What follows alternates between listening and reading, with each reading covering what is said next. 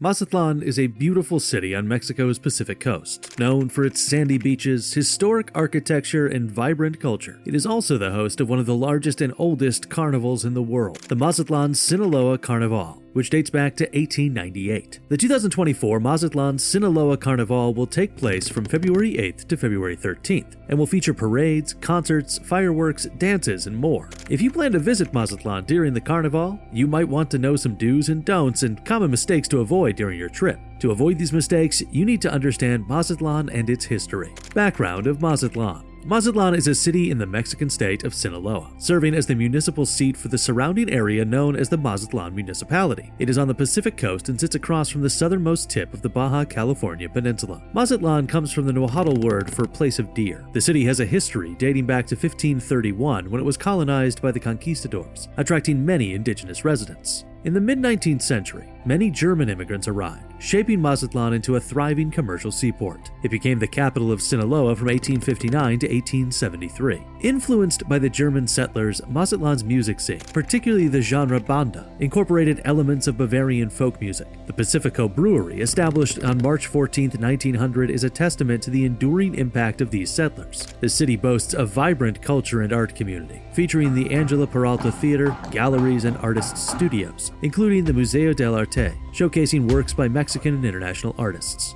As of the 2010 census, Mazatlan had a population of 438,434, making it the second largest city in the state. Known as a tourist destination, Mazatlan attracts visitors with its resort-lined beaches. However, what attracts most visitors is the Carnaval de Mazatlan, or the Mazatlan Carnival. The Mazatlan Carnival is an annual celebration in the Mexican city of Mazatlan, Sinaloa, taking place 5 days before Ash Wednesday. First held in 1898, the Carnival has had its share of interruptions. In 1903, it was canceled due to the bubonic plague, and in 1906, financial constraints led to its cancellation. The smallpox epidemic resulted in the cancellation of the Carnival in 1912, and the Mexican Revolution saw the event called off in 1915 and 1916. In 1944, the assassination of Governor Rodolfo T. Loaiza led to a partial cancellation. In 2010, a false alarm during the Carnival Tuesday parade with rumors of gunshots caused chaos, resulting in injuries and the suspension of the day's events. Most recently, the COVID-19 pandemic led to the cancellation of the Carnival in 2021. Despite these setbacks, the Carnival typically features a variety of cultural events, including float parades, fireworks, dances, poetry contests, literature awards, and high-quality artistic performances. The Carnival season attracts tourists, and there are a lot of mistakes to avoid if you're just visiting for the first time.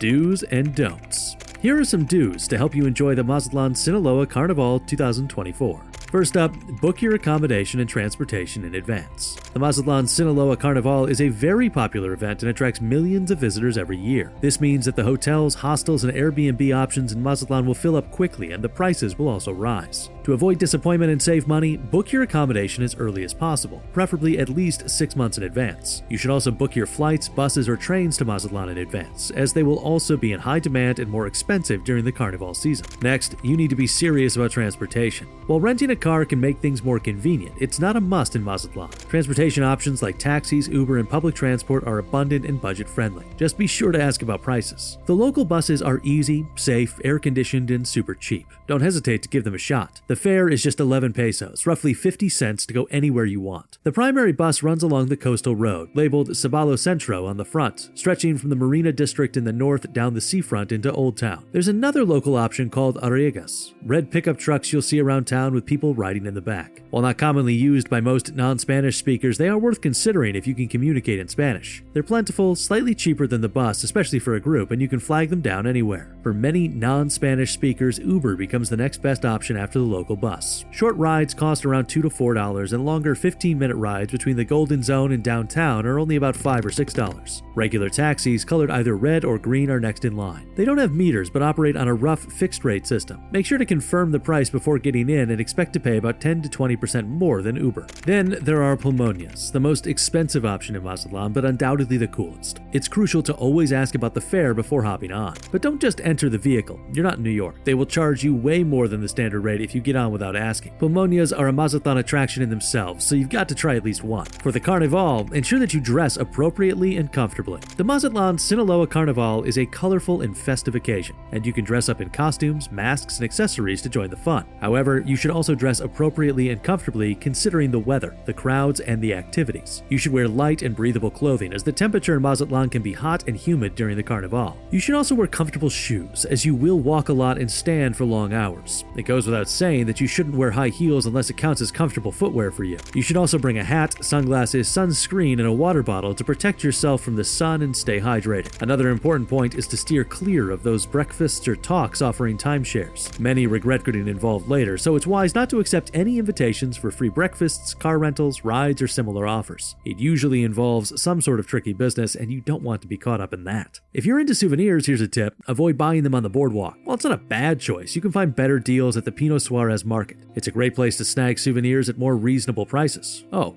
and don't forget to explore the center for a cheap and tasty breakfast before hitting the market. Now, if you're planning to explore beyond the beaches, especially places like Isla de la Piedra, think twice before going for an all-inclusive hotel. If you're more into discovering the city's history and beautiful alleys, save some bucks by opting for lodging only. The idea was to have the flexibility to grab dinner or breakfast early without being tied to a fixed meal plan. By opting for just lodging, you can save a bit more. Mazatlan has way more to offer than just beaches. There's a rich history, beautiful alleys to stroll through, and plenty to explore. If you thought Mazatlan was all about the beach, hotel zone, and boardwalk, be prepared to be pleasantly surprised. However, to get the best out of your trip, don't limit your visit to just a few days. Mazatlan deserves at least 5 days, or if possible, a whole week. There's a myriad of things to do and see beyond the beach, including historical sites and viewpoints. There's El Quieto, a food center with a Campirano vibe, serving excellent seafood. 2 or 3 days won't do justice to all the experiences Mazatlan has to offer. Also, don't forget to catch a sunrise or sunset at one of Mazatlan's viewpoints. The views are breathtaking. For ideal weather, consider coming from January to June.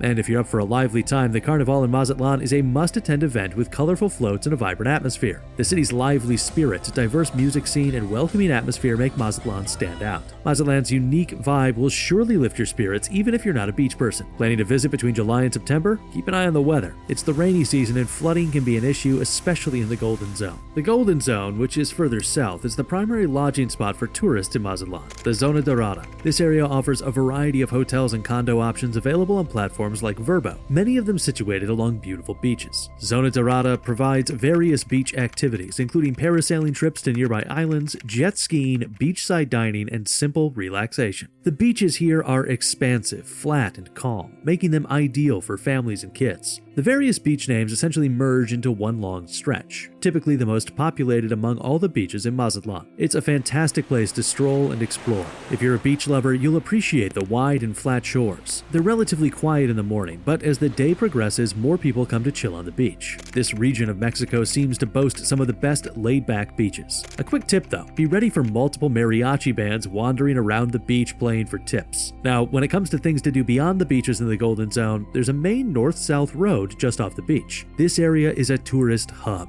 offering plenty of options for dining, drinking, shopping, and nightlife along the main thoroughfare. However, it's worth noting that most local and historical sites are farther south, approximately 15 to 20 minutes away from the historical downtown area when staying in the Golden Zone. Mazatlan offers interesting places, starting with the developing Marina and Nuevo Mazatlan areas, known for less crowded beaches and a laid-back vibe. Playa Cerritos and Playa Brujas are the go-to beaches, with Brujas being a top surfing spot. While there aren't many tourist attractions beyond the beaches, you'll find Mazagua Water Park for a fun and budget-friendly outing, especially if you have kids, with an entrance fee of around 300 pesos or $15 per person. Mazatlan's nightlife is one of the most interesting parts of Mazatlan. It's pretty chill most weekdays, but you can still find some good music options downtown or in the area. However, on weekend nights, Mazatlan really comes alive, especially if you speak Spanish. The party scene mostly happens along the Melicon and the Golden Zones further north. Here are a few options for your party animals: Oyster Bar and Valentino's complex near the south end of the Golden Zone or the north end of the Malecon. Joe's is on the water and Valentino's is above it. Further north, you have 3 top late-night clubs: Club Classico and Privy near the Marina, and Banksy Social Club a bit further south. Now, when it comes to dining and nightlife, Mazatlan has a lot to offer. When checking out Mazatlan's nightline and dining, there are 2 categories: places that cater mostly to tourists and those that are more for locals. Finding local options in the tourist areas of Mazatlan is challenging, but it's possible. In the Golden Zone, you have a Costa and and Diego's Beach Bar, both right on the beach at the northern end of the Golden Zone. Fat Fish and Mary's are two other options on the main road, with Fat Fish being popular with expats. Mary's is an inexpensive diner and patio spot offering breakfast through dinner. Finally, for something more local, try Taqueria San Pablo. Enjoy your time. The Mazatlan Sinaloa Carnival 2024 is a once-in-a-lifetime experience. You should not miss it if you have the chance. However, it would help if you were prepared, informed, and know what to avoid to make the most of your trip. I hope this guide of Mazatlan Carnaval guides you to enjoy the Carnival to the fullest. If you enjoyed this video, like and subscribe for more adventures.